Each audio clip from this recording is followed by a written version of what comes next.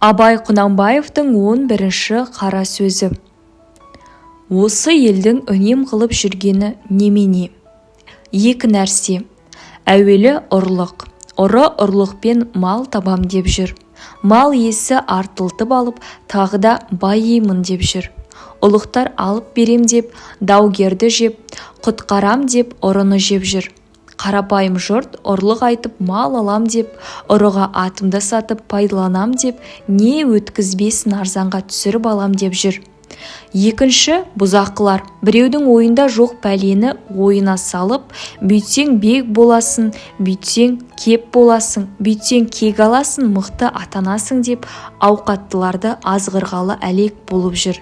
Кім асса, мен соған керек боламын деп, қыздырып алып, өзін бір ғана азық қылайын деп жүр.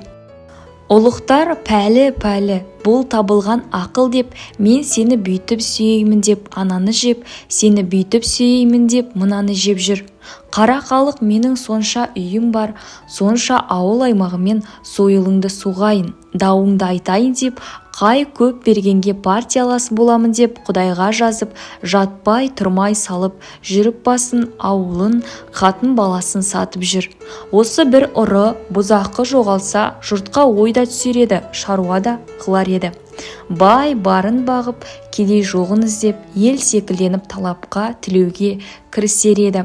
Енді жұрттың бәрі осы екі бүлік іске ортақ, мұны кім түзейді? Анттың, серттің, адалдықтың, ұяттың бір тоқтаусыз кеткені ме? Ұрыны тыю да оңай болар еді, бірақ осы бұзақының тіліне еретұғын, азатұғын байларды кім тыяды?